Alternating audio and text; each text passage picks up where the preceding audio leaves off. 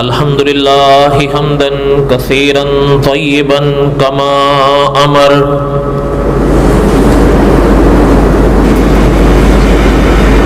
أشهد أن لا إله إلا الله وحده لا شريك له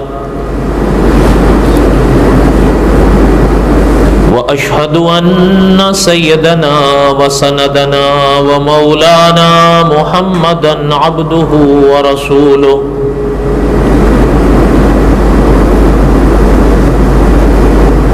أما بعد أعوذ بالله من الشيطان الرجيم بسم الله الرحمن الرحيم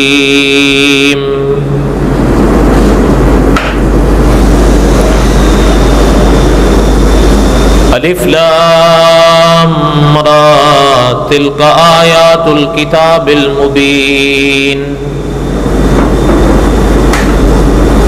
إنا أنزلناه قرآنا عربيا لعلكم تعقلون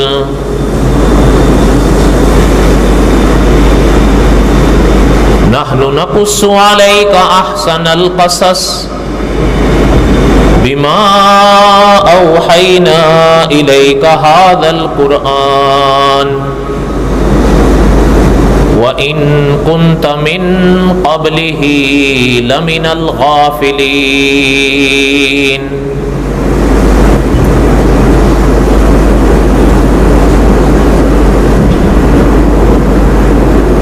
وقال النبي صلى الله عليه وسلم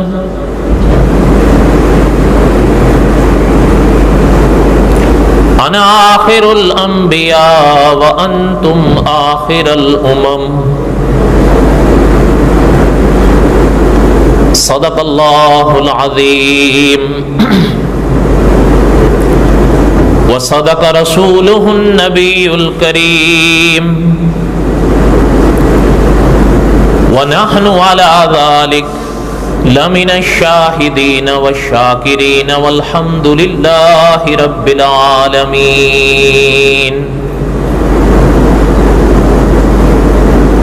اللہم صلی علی محمد وعلی آل محمد کما صلیت علی ابراہیم وعلی آل ابراہیم انکا حمید مجید اللہم بارک علی محمد وعلی آل محمد كما باركت على إبراهيم وعلى آل إبراهيم إنك حميد مجيد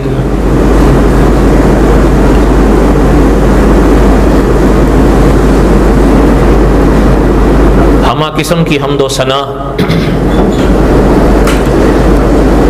اللہ ذات لم یذل لا یزال کی ذات اقدس کے لیے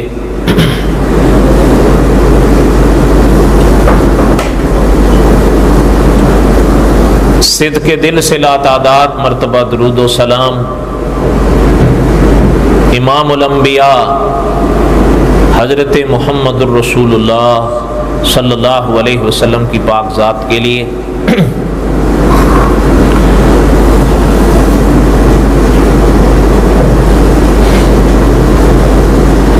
کئی عرصے سے آپ سب جانتے ہیں ہم قصص الانبیاء علیہ السلام کے اسباق پڑھ رہے ہیں.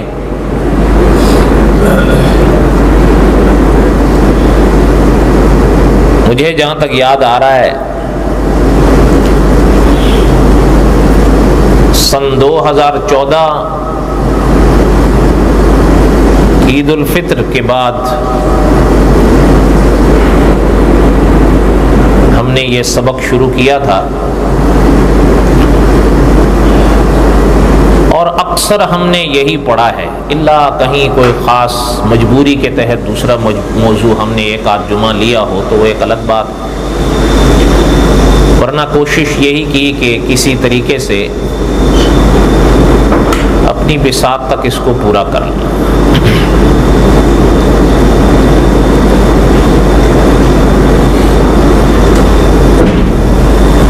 اب ہم حضرت یوسف علیہ السلام کے واقعات پڑھ رہے تھے. یقیناً ایسی بات نہیں ہے کہ یہ کوئی واقعات آپ لوگوں نے پہلے نہ پڑھے ہوں یا نہ سنے ہوں. یہ واقعات تو امت صدیوں سے پڑھتی آ رہی ہے اور صدیوں تک پڑھتی رہے.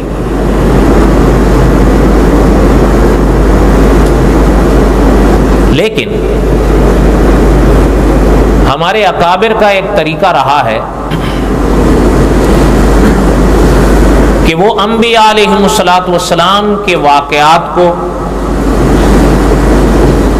امت کے آگے ہر دور میں بیان کیے ہیں، چاہے تحریر کی صورت میں ہو اور چاہے تقریر کی صورت میں ہو. اور انبیاء علیہم الصلاۃ والسلام کے واقعات میں ہر انسان کے لیے ہر سبق موجود ہے، اور ہر دور کے انسان کے لیے. یہ نہیں کہ جو پہلے گزر گئے ان کے لیے تو تھا، اب والوں کے لیے نہیں ہے، یا اب والوں کے لیے ہے اور آئندہ والوں کے لیے نہیں ہوگا، ایسا نہیں ہے. انبیاء علیہم الصلاۃ والسلام کے اسباق ہر دور کے لیے رہے ہیں اور ہر دور کے لیے رہیں گے انشاءاللہ. ان کو دہرانے کا مقصد بھی یہی ہوتا ہے کہ شاید میں نے گزشتہ درس میں ہی عرض کیا تھا یا اس سے پہلے، مجھے کچھ یاد پڑ رہا ہے کہ علماء حقہ کا فیصلہ یہ ہے کہ کچھ خدا کے بندوں میں سے خدا کو اتنے اچھے لگتے ہیں، وہ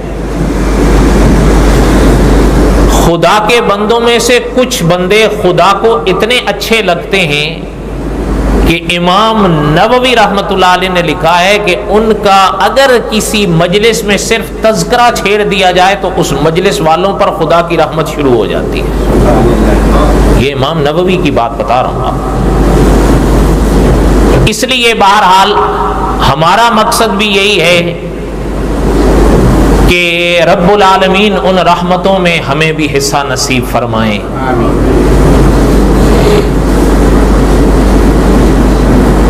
حضرت یوسف علیہ الصلوۃ والسلام کے واقعات میں ہم یہاں تک پہنچے تھے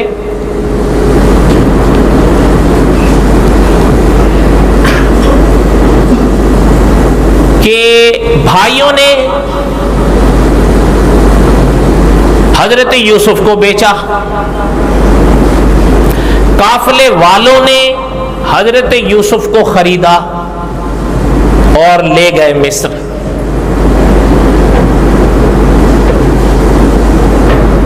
وَشَرَوْهُ بِثَمَنٍ بَخْسٍ دَرَاهِمَ مَعْدُودَةٍ وَكَانُوا فِيهِ مِنَ الزَّاهِدِينَ. ظاہر بات ہے حرام ہی پیسہ تھا ان کے لیے. کیوں؟ حضرت یوسف کوئی غلام تو تھے نہیں، ان کو غلام کہہ کے بیچ گئے. اور دراہم معدودہ، چند گنے چنے پیسوں کے عوض. غالباً حضرت شیخ الہند رحمۃ اللہ علیہ نے اس جملے کا معنی لکھا ہے چند چونیاں. اور ان لوگوں کے لیے جائز نہیں تھا، اس لیے کہ حضرت یوسف کوئی غلام نہیں تھے. وہ تو بیچ کر چلے گئے، قافلے والے لے آئے مصر. اچھا، شیخ الاسلام علامہ شبیر احمد عثمانی رحمۃ اللہ علیہ نے لکھا ہے، اور دوسرے مفسرین نے بھی لکھا ہے، بولی لگی حضرت یوسف کی. اس لیے کہ اس دور میں جیسے اور اشیاء بکا کرتی تھیں ایسے ہی انسان بھی بکتے تھے اور خریدے جاتے تھے، جنہیں غلام اور کنیز کہا جاتا. وہ لے کر آئے ان کو مصر میں. قصہ مختصر یہ کہ اس منڈی میں لے گئے جہاں بیچنا تھا. وہاں لے کر گئے تو ظاہر بات ہے کچھ باتیں ہم نے گزشتہ درس میں پڑھی کہ حضرت یوسف بیٹھے ہیں اور جہاں بیٹھے ہیں ایسا لگتا ہے کہ ایک 14ویں کا چاند ہے، چمک رہا ہے. اب ہر شخص آگے بڑھ رہا ہے لینے کے لیے، اس لیے بولی لگ گئی. اور بولی بھی یہ لگی کہ بھئی اب کون کس میں خریدے گا. تو غالباً علماء مفسرین نے کئی اقوال لکھے ہیں. اب ایک خلاصہ سا سن لیں, زیادہ تفاصیل میں کیا جائیں گے آپ اور ہم. علماء نے یوں لکھا ہے کہ مشک,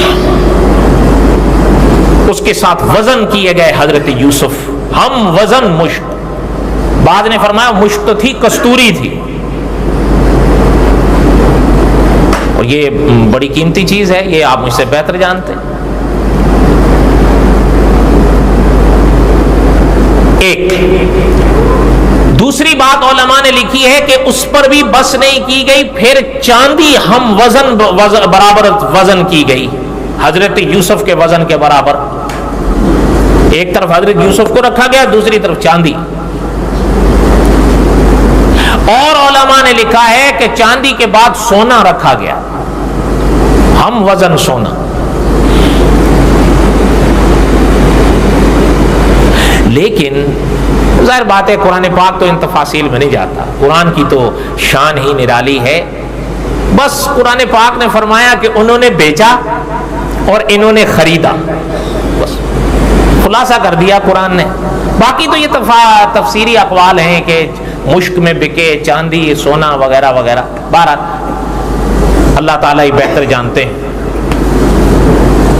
قرآن نے تو بس یہ خلاصہ کر دیا, انہوں نے بیچا اور انہوں نے خریدا. ہاں یہ آ گئی بات کہ خریدا کس نے. پھر کتابیں پڑھنے سے اتنا تو پتہ چلتا ہے, علماء کے اقوال سے اتنا تو پتہ چلتا ہے, حضرت یوسف کو خریدنا ہر ایک کے بس کا کام نہیں تھا. اگر ان تفاصیل کی ان کتابوں کے انہی اوراق کو دیکھا جائے, ظاہر بات ہے کہ عام آدمی کا تو کام نہیں تھا کہ یہ کہ مشک یا سونا یا چاندی ہم وزن برابر دے اور لے. یہ تو کسی صاحب سلطنت شخص کا ہی کام ہو سکتا ہے.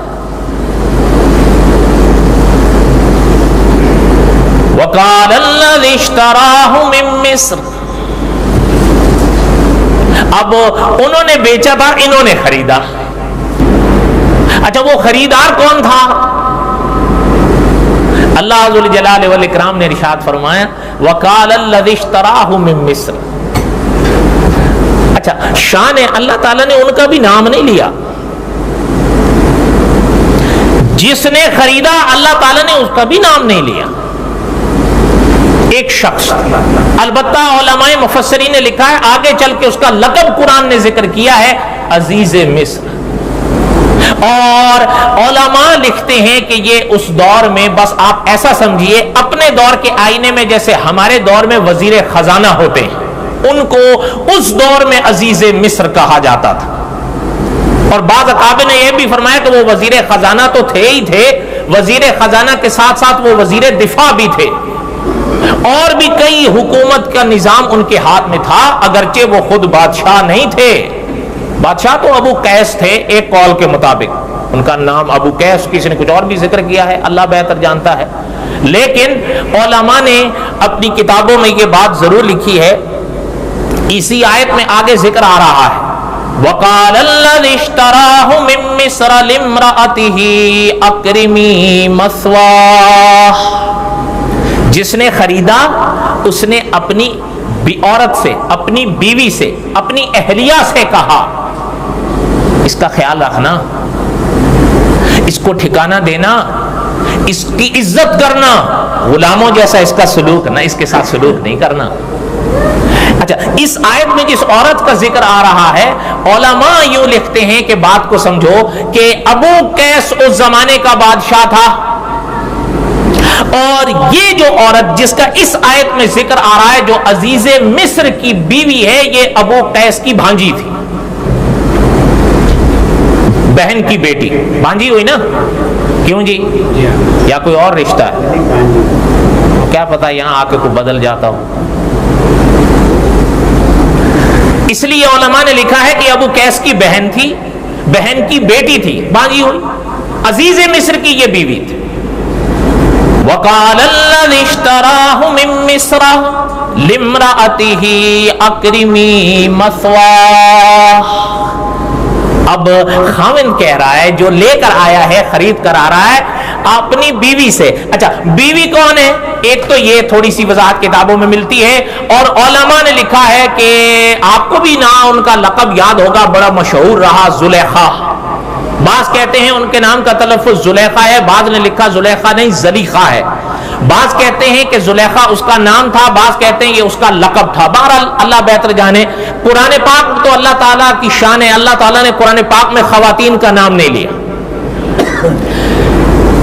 ہم سب کی پہلی دادی حضرت حوا, ان کا ذکر قرآن میں ہے, نام نہیں.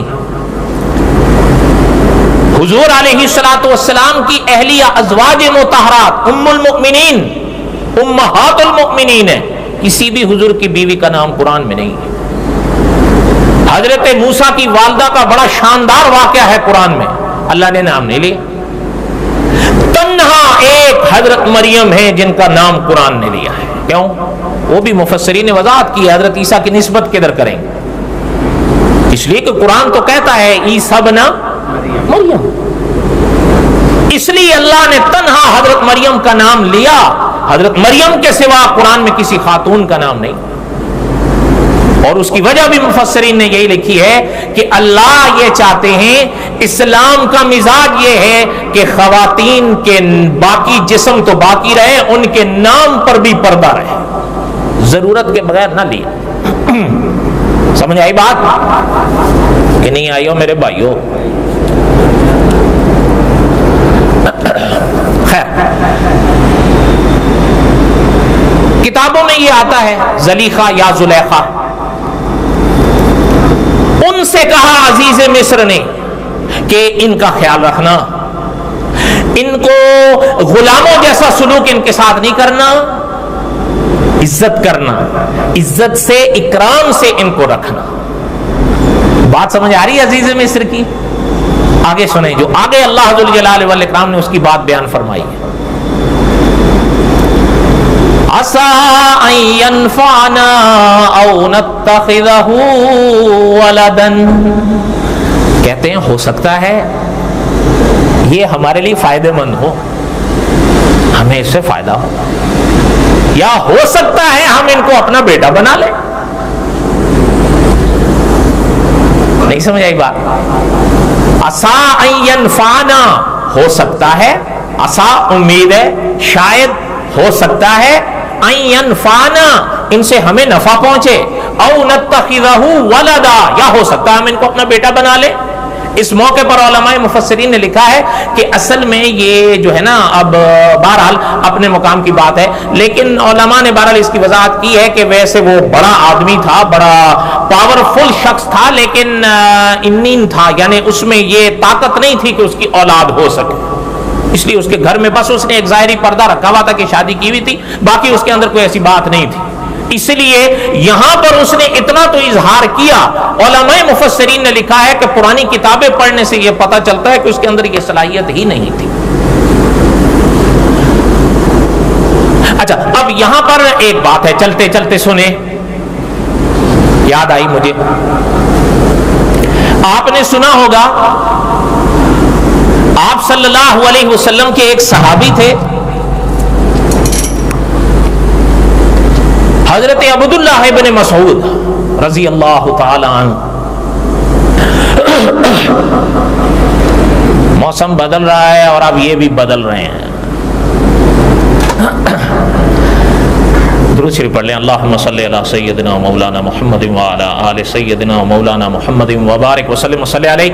بات عرض کر رہا تھا حضرت عبداللہ بن مسعود کی, جو اس موقع پر حضرت نے فرمائی عَسَىٰ أَن يَنفَعَنَا أَوْ نَتَّخِذَهُ وَلَدًا. اس موقع پر حضرت کا ایک بڑا عجیب فرمان تفسیر کی کتابوں میں ملتا ہے. حضرت عبداللہ بن مسعود رضی اللہ تعالیٰ فرماتے تھے کہ عالم میں فراست صادقہ کے تحت کچھ لوگ, کچھ حضرات بڑے ممتاز نظر آئے ہیں. ان میں 3 کو حضرت نے اس مرحلے پر بیان فرمایا کہ ان کی فراست صادقہ عجب طور پر ظاہر ہوئی ہے. ان میں پہلے یہی عزیز مصر ہیں جنہوں نے حضرت یوسف کا فقط چہرہ دیکھ کر پہچان لیا کہ عَسَىٰ أَن يَنفَعَنَا أَوْ نَتَّخِذَهُ وَلَدًا. یہ ان کی فراست کی بات تھی. کتنے کا ذکر کیا تھا حضرت نے؟ کتنے ہوئے؟ دوسرے حضرت فرماتے تھے حضرت شعیب کی بیٹی جو مدین کے کنویں پر آئی تھی، وہ اللہ تعالیٰ نے اگر زندگی دی اور خدا کو منظور ہوا تو انشاءاللہ حضرت شعیب کے واقعات میں آئے گا۔ اچھا تیسری فرمایا تیسرے جن کو فراست صادقہ جو وافر حصے میں ملا ہے اور امتیازی حصے میں ملا ہے، وہ ایک حضرت رفیق دم ہجرت تھے کہ اس دنیا سے جانے سے پہلے حضرت رفیق دم ہجرت نے حضور کی امت کے لیے جو فیصلہ کیا تھا، اس فیصلے کے نور میں حضور کی امت قیامت تک چلتی رہے گی۔ وہ فیصلہ کیا تھا ظاہر ہے اس کا تو موقع نہیں، اللہ نے اگر زندگی دی تو انشاءاللہ خلفائے راشدین میں کبھی آئے گا۔ کہنے کا مقصد یہ ہے کہ حضرت عبداللہ بن مسعود رضی اللہ تعالیٰ فرماتے تھے کچھ لوگوں کو فراست صادقہ سے حصہ ملتا ہے، پتہ چلتا ہے عزیز مصر کا اس میں خاص حصہ تھا، ورنہ تنہا حضرت یوسف کا چہرہ دیکھ کر اتنا بڑا فیصلہ نہیں کرتے۔ اور شیخ الاسلام علامہ شبیر احمد عثمانی رحمۃ اللہ علیہ نے اس آیت کی تفسیر میں لکھا ہے کہ اصل میں یہ سب کچھ کرنے والی تو وہ ذات تھی کہ یوسف کی محبت عزیز مصر کے دل میں سما دی۔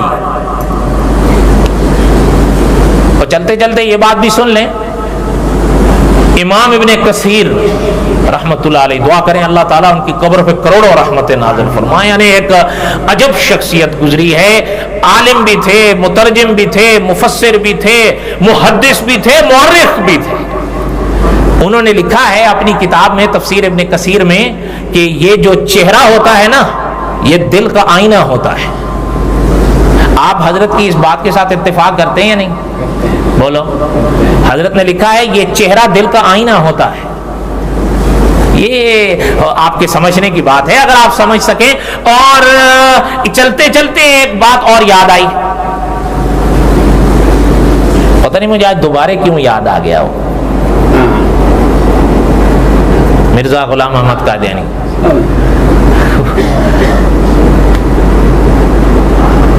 اب تو بہرحال خیر، مولانا ابو القاسم رفیق دلاوری رحمۃ اللہ علیہ گزرے ہمارے ملک میں، ایک عالم، زمانے ہو گئے فوت۔ گجرانوالا ہے نا، گجرانوالا کے ہاں ایک گاؤں تھا اس زمانے میں، دلاور پور، اس کے رہنے والے تھے۔ مولانا ابو القاسم رفیق دلاوری رحمۃ اللہ علیہ نے مرزا غلام احمد قادیانی کی زندگی پر پوری ایک کتاب لکھی ہے، رئیس قادیاں۔ اس کے صفحہ 655 پر حضرت نے ایک چھوٹا سا واقعہ لکھا ہے، اللہ تعالیٰ بڑا بول نہ بلوائے، میرا حافظہ صحیح ہے، اس کا صفحہ 655 ہے، اور مجھے یہ یاد ہے یہ کتاب میں نے سن 2001 میں پڑھی تھی، ہو سکتا ہے آپ نے بھی پڑھی ہو، بڑی عجب کتاب ہے۔ اس کے صفحہ 655 پر حضرت نے لکھا ہے کہ ہمارے زمانے میں ایک مولوی احمد صاحب ہوا کرتے تھے، مرحوم، حضرت نے مرحوم کا لفظ بھی لکھا ہے، پتہ چلتا اس زمانے میں بھی فوت ہو چکے تھے۔ حضرت نے لکھا ہے لاہور میں ایک مسجد تھی جسے غالباً صوفی مسجد کہتے تھے، اس کے امام تھے۔ حضرت نے لکھا ہے کہ انہوں نے مجھے خود یہ واقعہ سنایا کہ جب مرزا غلام احمد قادیانی نے، لدھیانے کے زمانے کی بات ہے یہ، کہ جب دعویٰ کیا نا تو اس وقت ابھی ہنوز اس کا دعویٰ مجدد سے آگے نہیں بڑھا تھا، لیکن فرمایا کہ جب اس نے جو بیعت ہونے کی شرائط لکھی وہ مجھے بڑی پسند آئی، تو میں بھی بیعت کے ہی ارادے سے چلا گیا اس کے ہاں۔ مولانا نے لکھا ہے کہ امام صاحب مرحوم نے مجھ سے خود فرمایا تھا، جب میں وہاں پہنچا بڑا دل میں ولولہ لے کر، لیکن جیسے ہی وہاں پہنچا تو مرزا غلام احمد قادیانی کی جو شکل میں نے دیکھی تو میری ساری محبت نفرت میں بدل گئی، اور میں الٹے پاؤں وہیں سے واپس آ گیا، میں نے بیعت۔ پتہ چلتا ہے امام ابن کثیر رحمۃ اللہ علیہ کی بات بجا ہے کہ یہ چہرہ جو ہے یہ دل کا آئینہ ہوتا ہے۔ تو اسی لیے حضرت عبداللہ بن مسعود فرماتے تھے کہ عزیز مصر کی فراست صادقہ کا پتہ چلتا ہے، یہ ہو نہیں سکتا کہ اگر ان کا یہ فیصلہ نہ ہوتا تو فراست صادقہ پتہ چل رہی ہے ان کی کہ صرف تنہا حضرت یوسف کا چہرہ دیکھ کر اتنا بڑا فیصلہ کیا اس شخص نے، ابھی تو حضرت یوسف چھوٹے سے تھے۔ بات سمجھ آئی؟ اچھا آگے اللہ ذو الجلال والاکرام نے ارشاد فرمایا کہ ہم نے وَكَذَلِكَ مَكَّنَّا لِيُوسُفَ فِي الْأَرْضِ، ہم نے اس طرح یوسف کو ٹھکانہ دیا کہ سب کو کر تو ہمارے اللہ رہے تھے، اللہ چاہتے تھے کہ اب میرے یوسف کو اس طرح تمکین حاصل ہو، اور اللہ نے وہ تمکین حضرت یوسف کو بخشی، اور آگے اللہ نے فرمایا تاکہ ہم چاہتے تھے وَلِنُعَلِّمَهُ مِن تَأْوِيلِ الْأَحَادِيثِ کہ ہم انہیں تعویل حدیث کا علم بخشیں، اور آگے اللہ نے فرمایا وَاللَّهُ غَالِبٌ عَلَىٰ أَمْرِهِ، ہمارے فیصلے کا کوئی طاقت مقابلہ نہیں کر سکتی، وَلَٰكِنَّ أَكْثَرَ النَّاسِ لَا يَعْلَمُونَ، لیکن اکثر لوگ یہ بات نہیں جانتے۔ اسی موقع پر حضرت قاسمی صاحب فرمایا کرتے تھے کہ تدبیر کند بندہ کہ تقدیر زند خندہ، جب انسان تدبیریں کرتا ہے تو تقدیر مسکراتی ہے۔